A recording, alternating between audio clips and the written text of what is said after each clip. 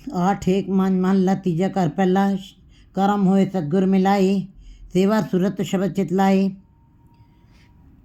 गुरमत का मार्ग गुरु जी ने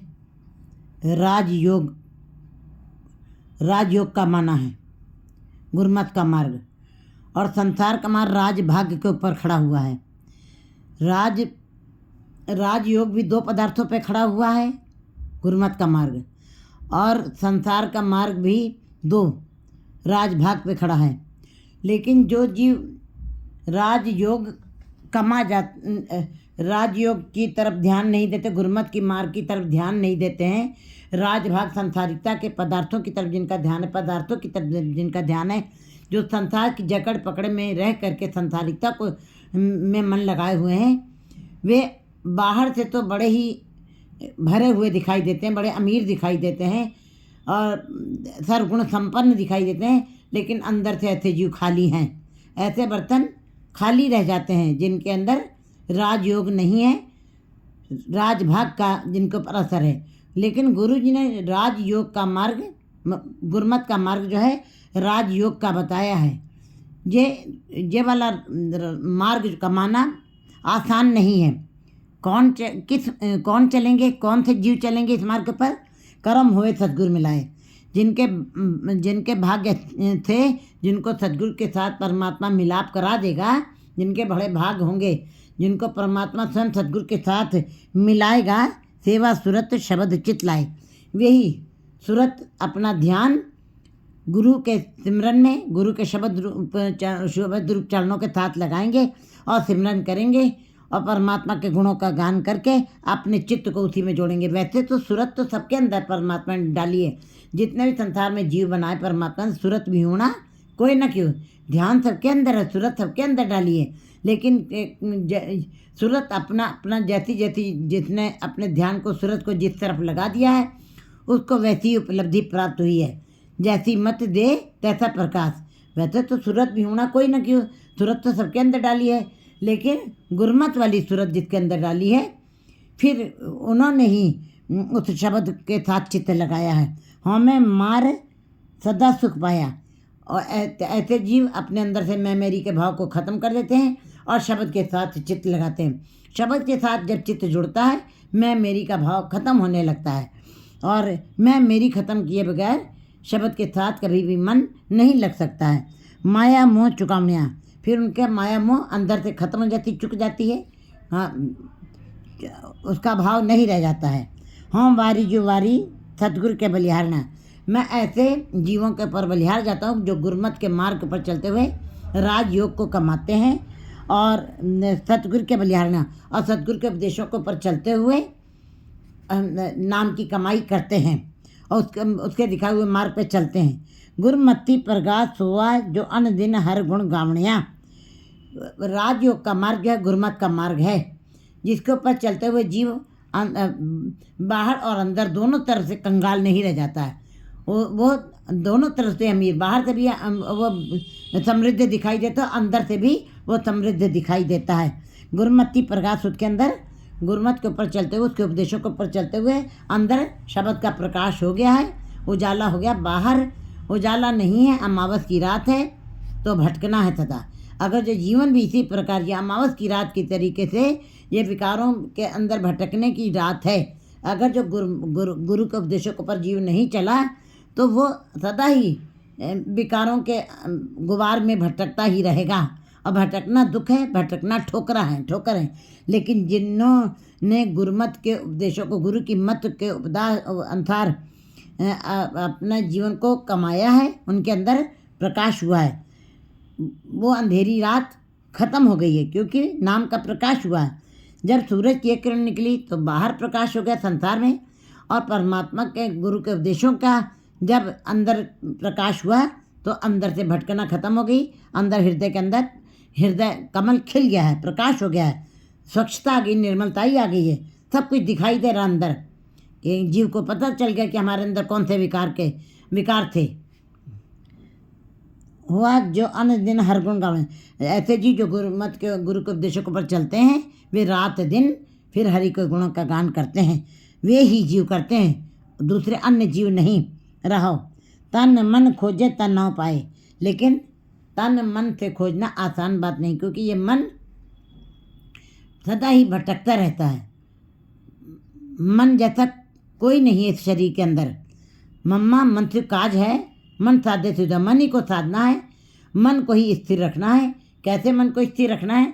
जैसे गधा है, वो देखने में बड़ा सीधा लगता है, लेकिन उसका मालिक उसके ऊपर हरदम उसके ऊपर बोझ लाते रहता है। इधर से आता ईंटें लाता है, उधर से आता लकड़ी बालन लाता है, कभी उसको खाली नहीं रखता है, क्योंकि उसकी दौलती मानने की उसके अंदर आदत है। गधे के अंदर वो देखने में सीधा लगता है। इसी प्रकार मन भी गधे की तरह बिल्कुल चंचल है, सदा ही कुछ ना कुछ ये अंदर विचरण करता रहता है, अच्छे बुरे विचारों का मंथन करता रहता है। इसको कैसे स्थिर किया जाए, इसको कैसे निश्चल किया जाए? परमात्मा के गुणों को का गान करते हुए उसी का बोझ इसके ऊपर लादना सार्थक है।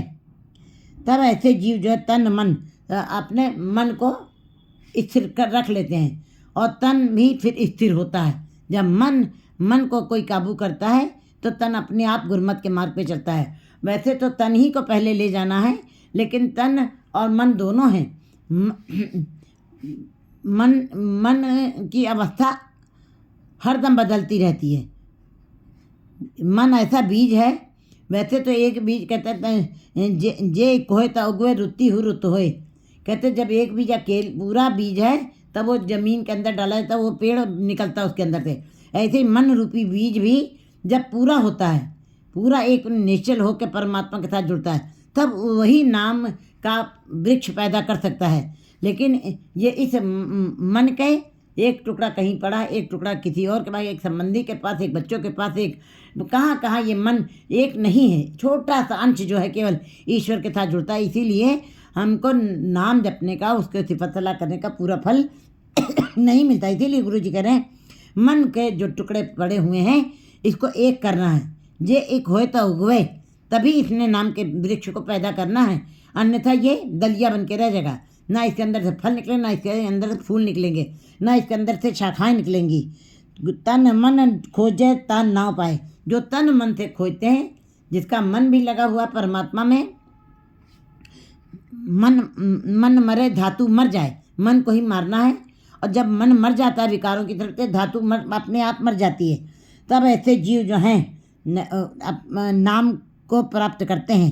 तावत राखे ठाकरे, अपने दौड़ता हुआ मन, चंचल मन, चपल मन, इसको वो एक स्थिर कर लेते हैं। तावत राखे ठाक रहा है, एक दौड़ते हुए मन को स्थिर कर लेते हैं, निश्चल कर लेते हैं, समाधिस्थ कर लेते हैं। अब ये मन फिर घूमता नहीं है। गुर की वाणी अन दिन गावे सहजे भगत करामणिया।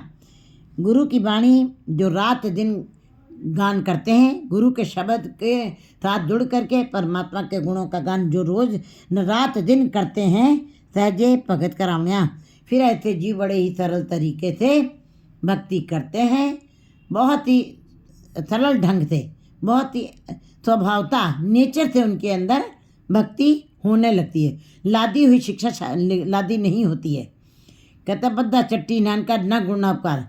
ऐसे जीवों के अंदर अपने आप ही सरलता से ही भक्ति करने की एक बान बन जाती है। इस काया अंदर वस्त्र असंख्या, गुरमुख ताच मिले ता वेका, 9 दरवाजे 10वें मुक्ता, अनहद शब्द बजावणिया। कहते हैं बाहर संसार में खोजा है तो संसार में अनेकों पदार्थ प्राप्त हुए हैं। संसार में खोजा है तो जीव ने अपने शरीर के और अपने बुद्धि के द्वारा संसार में अनेकों खोजे किए और अपने संसार के सुखों को अनेक सुखों को प्राप्त कर लिया। बहुत ही अपनी सारी सुविधाओं को बहुत ही छोटा करके, बहुत ही दूरी छोटी करके उनको उपलब्ध कर लिया है। लेकिन इस काया के अंदर भी असंख्यों वस्तुएं छिपी पड़ी हुई हैं। जैसे संसार में पहाड़ों को खोजा तो जीव को मिला, धरती को खोजा तो कुछ ना कुछ मिला है, आकाश पे गया तो कुछ ना कुछ मिला है। इसी प्रकार नदियों को, समुद्रों के अंदर जाके गहरे पानी में बैठ के देखा है तो हीरे मोती मिले हैं। इसी प्रकार बाहर खोजा तो ये सब मिला है, जल थल नभ में, तीनों लोकों के अंदर। लेकिन जीव अगर जो अंदर भी खोजे तो अंदर भी परमात्मा ने जैसी अगन उदर में तैसी बाहर माया। अंदर भी परमात्मा ने असंख्यों वस्तुएं डाली हुई हैं। इस काया अंदर मस्त असंख्या, जिसकी कोई गिनती मिनती नहीं है, ऐसे असंख्य पदार्थ डाले हैं। गुरमुख साच मिले तबे का, लेकिन ये सब लोग नहीं देख सकते हैं।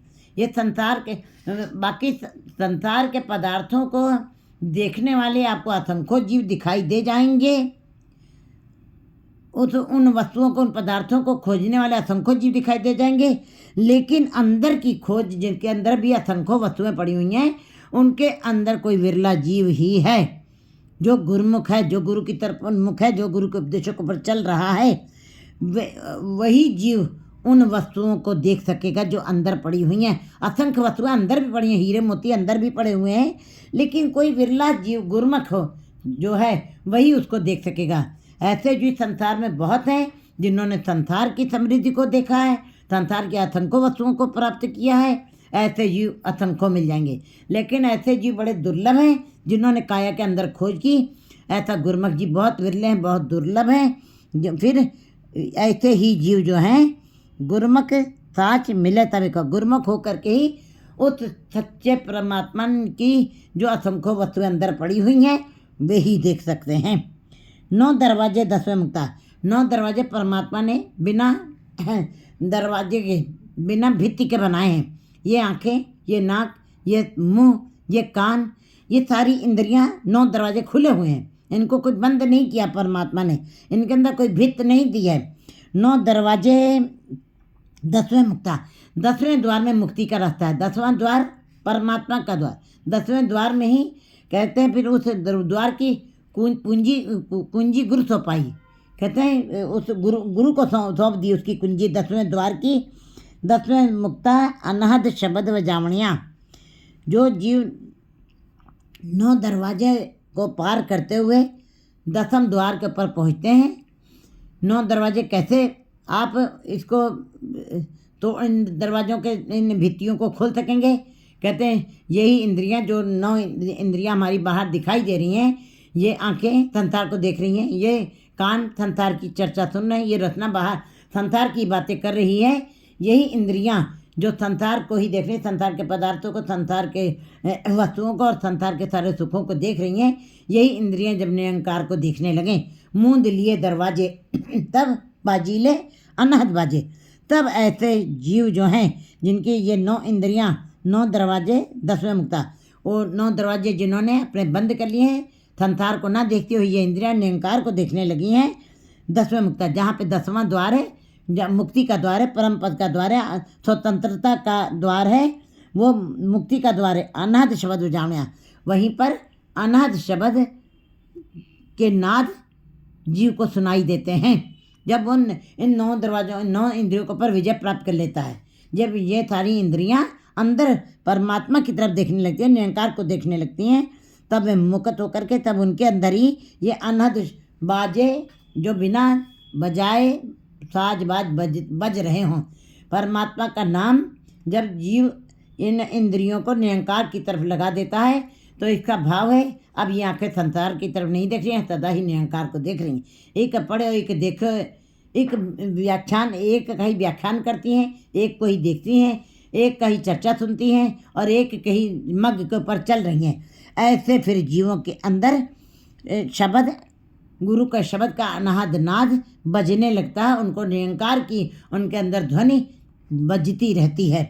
जैसे भोजन खाया है, भोजन मुंह के अंदर गया तो स्वाद मिला है, अंदर गया है तो कोई थी शक्ति बना, खून बना, जो शरीर को ताकत देता है। इसी प्रकार जिन्होंने परमात्मा के नाम को अंदर कर लिया है, उनके अंदर फिर जा करके वो गुप्त क्रिया जो हुई, वो अनहद नाद वाले शब्दों की क्रिया होती है। परमात्मा उनके अंदर प्रकट हो जाता है। उनके अंदर ध्वनियाँ हर समय ईश्वर के नाम की उठती रहती हैं, तूतियाँ बजती रहती, ताज बाज परमात्मा के नाम के बजते रहते हैं। हरदम नाम की ही ध्वनि सुनाई पड़ती रहती है। सच्चा साहेब सच्ची नाई, वो परमात्मा सच्चा है, उसके ने अपनी सृष्टि जो बनाई वो भी सच्ची है। गुरु प्रसादी मन वसाई, लेकिन गुरु की कृपा से, गुरु के उपदेशों को पर चलते हुए जो नाम जपते हैं वे ही उनको मन में बसा सकते हैं। अन दिन सदा रहे रंग राता दर सच्चे सो जी पावणिया, जो रात दिन उस सच्चे के चरणों के साथ लगे रहते हैं, उसके गुणों का गान करते रहते हैं, जिनके ऊपर उसका रंग चढ़ गया। नाम जपना अलग अवस्था है, रंग चढ़ना हो तो पे नाम है के रंग, नाम भी चपा है और रंग भी चढ़ गया। जाको हर रंग लगो इस युग में, सो कहिए तो ऐसे फिर जीव महाबली कहलाते हैं, योद्धे कहलाते हैं, सूरमे कहलाते हैं। दिन सदा रहे रंग रहते, जो रात दिन उसके रंग में रंगे हुए रहते हुए दर सच्चे सोजी पावणिया, वो परमात्मा के दरबार में शोभा पाते हैं, मान मिलता है उनको।